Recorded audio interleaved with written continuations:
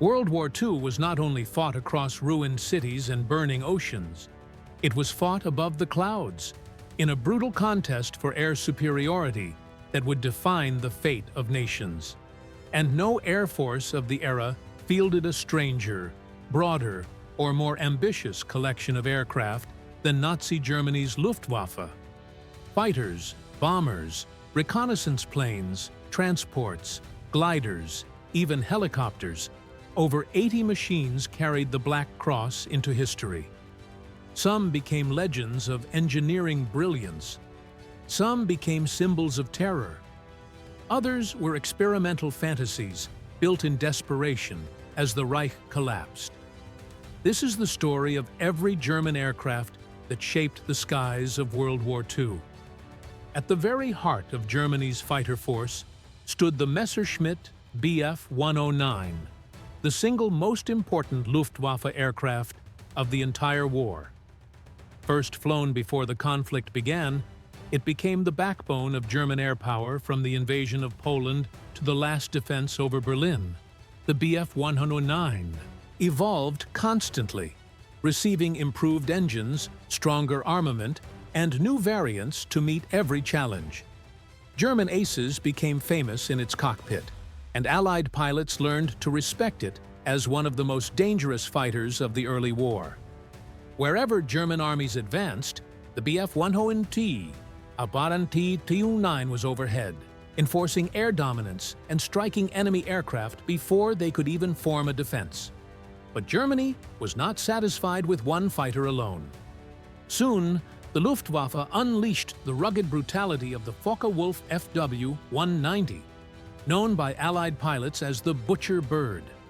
If the Bf 109 was a rapier, the FW-190 was a hammer.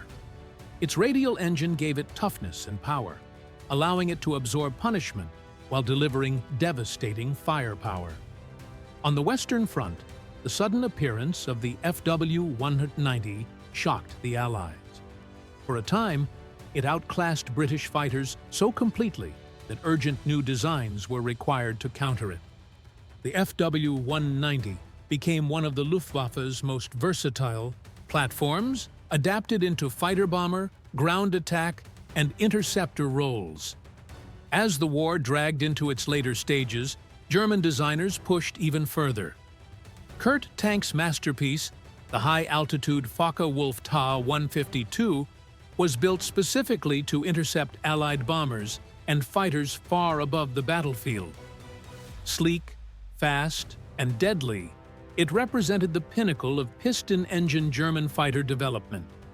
Yet, it arrived too late, produced in tiny numbers, unable to change the course of a war Germany was already losing.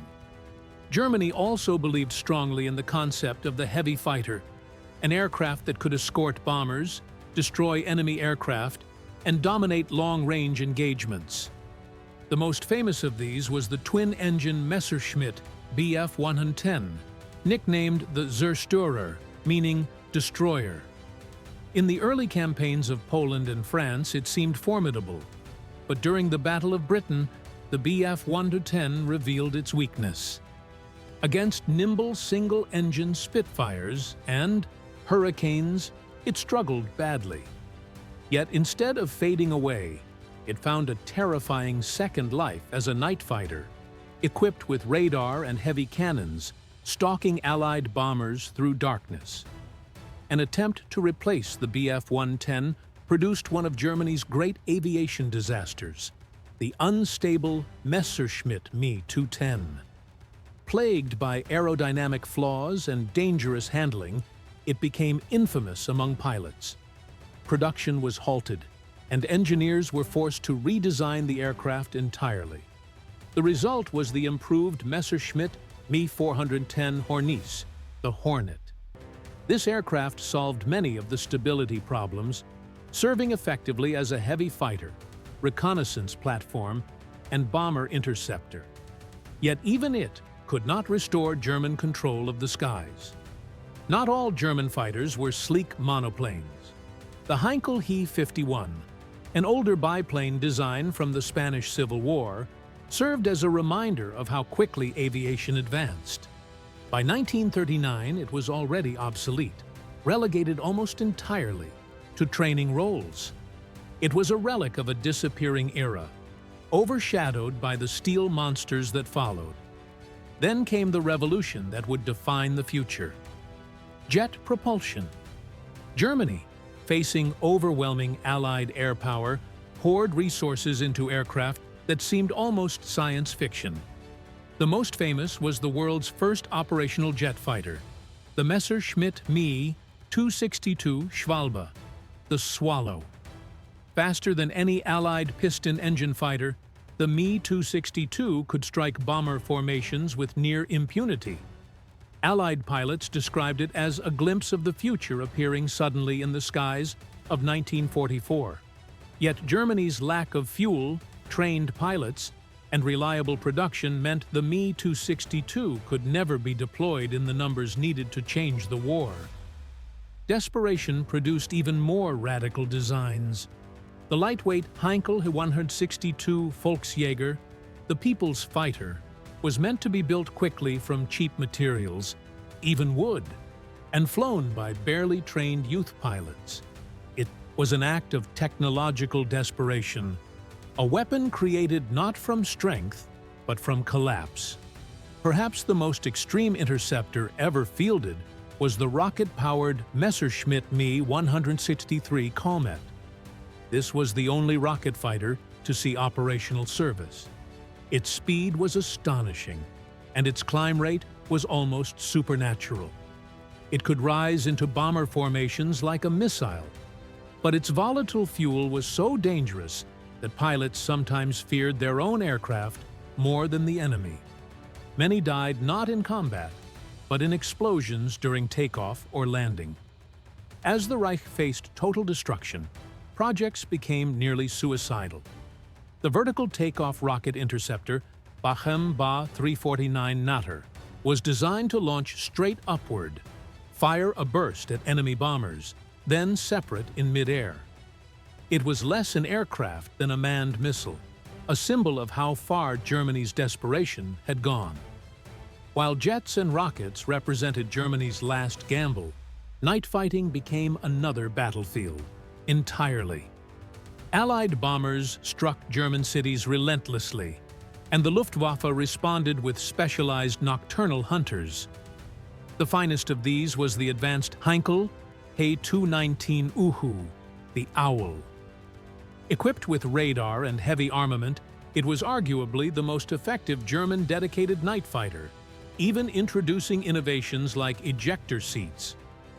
Germany also produced one of the strangest piston engine fighters of the war, the push-pull configured Dornier Du 335 Pfeil, the Arrow. With one engine pulling and one pushing, it achieved incredible speed, becoming the fastest piston engine aircraft Germany ever built. Had it arrived earlier, it might have posed a serious threat. But like so many late war projects, it came too late. Fighters were only part of Germany's air power. Blitzkrieg warfare depended on bombers and attack aircraft to break enemy armies before they could organize. No aircraft symbolized this more than the terrifying Junkers Ju-87 Stuka dive bomber. With its screaming Jericho trumpet siren, the Stuka became the sound of fear during Germany's early conquests. Precision dive bombing allowed it to destroy bridges, tanks, and fortifications with horrifying accuracy. But as Allied fighters gained superiority, the Stuka became dangerously vulnerable, its slow speed making it an easy target. More versatile was the legendary Junkers Ju-88, perhaps the most adaptable aircraft in German service. It served as a bomber, torpedo attacker, dive bomber, reconnaissance aircraft, and night fighter. The Ju-88 became the Luftwaffe's workhorse, used everywhere from the Atlantic to the Soviet Union. Its improved successor, the Junkers Ju-188, featured better engines and performance, bridging the gap between early war bombers and late war modernization. Earlier bomber designs also played important roles. The narrow-bodied Dornier Do 17 nicknamed the Flying Pencil, relied on speed for survival in the early war. Its development variant, the WWII, the Dornier Du 215, saw service in reconnaissance roles.